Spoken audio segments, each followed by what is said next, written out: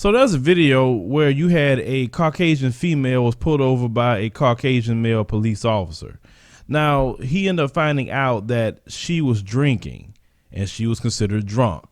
Now, he went to arrest her, which he should have. And I want you to watch how her Caucasian privilege ended up getting her out of being in trouble. I had a couple beers at a friend's house, but I had waited a couple hours and was aware of the fact that I was drinking and therefore left from there.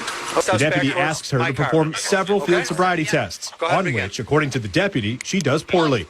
She couldn't pass any of the tests. She had most of the clues.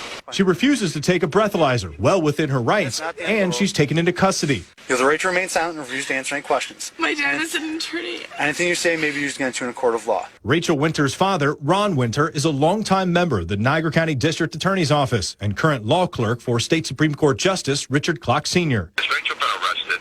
Yes, she has. Oh, Jesus. Do you recognize my name at all? No, sir, I don't. All right. I used to be the chief homicide prosecutor for Niagara County.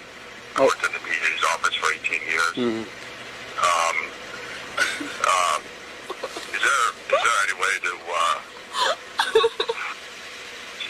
Is there any way to not have this happen?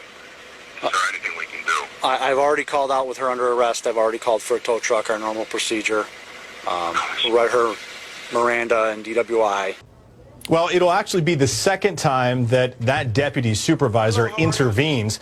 The video that you just saw and that the viewers saw, that you can hear the deputy tell his supervisor she's failed all of these tests. It is at that time, the first time, that his Lieutenant Steve Broderick, intervenes and says, hey, listen, I know Ron Winter really, really well. Let's see if we maybe can't do something about this. And then there is a second intervention back at the sheriff's office during booking, apparently. This is after she has been arrested. Because keep in mind, she is put in cuffs after she fails the breathalyzer. Of course, well within her rights to do so. But at that time, she is taken into custody. Then this deputy supervisor, Lieutenant Steve Broderick, intervenes again and says, listen, again, I know her father, longtime member of the Niagara County DA's office, Ron Winter, and says, how would you feel about maybe knocking this down to a lesser charge? And of course, they go back and forth, and then the deputy says, well, this is something, you're my supervisor, I'll do you're my boss, what you right? ask. And exactly. You're my so boss. It's a difficult denial in this case. And of course, his supervisor says, well, listen, as long as you're comfortable with this, we'll move forward. And then, of course, the rest is history. Now, if you look at the FBI crime report from last year, over 80% of the arrests for DWI are Caucasians. It's an epidemic in their community with drinking and driving. There's been a lot of people, families, that have been just straight decimated by someone like her getting behind the wheel, killing an innocent family. That's why I always say, and I've said this many times, if a person's drunk driving, I hope you hit a tree. And the reason why I say I hope you hit a tree, I'd rather hit a tree than kill up a family. Because I met a guy one time, his whole family was killed by a drunk driver, and the guy was never the same again. His family was just going from his mom's house back to his house. That's it, a simple drive. He lost his wife and he lost his daughter. Will you tell a guy like that loses his family to a drunk driver? It's very sad. So I have no sympathy for any kind of drunk driver. You want to drink at your house. No, you don't need to be on the road doing that. But as you heard on the phone, her father gets on the phone and saying, do you know who I am? Does it matter at the end of the day who you are? She broke the law. She drinking and driving. Getting to the police station, and you see the lieutenant saying, well, man, what could we do to drop the charge? What could we do to change some things up? It shouldn't be no changing nothing up or dropping the thing. See, this is how they get out of stuff. They commit crimes, and then who they know, or if they don't know nobody, the judge like, well, I don't want to ruin her life. I don't want this on her record. How many times I've done stories and you had child rapists that say, well, I don't want to ruin his life with making him a sex offender. This is what they do. They protect their own. Anybody else, they throw the book at them.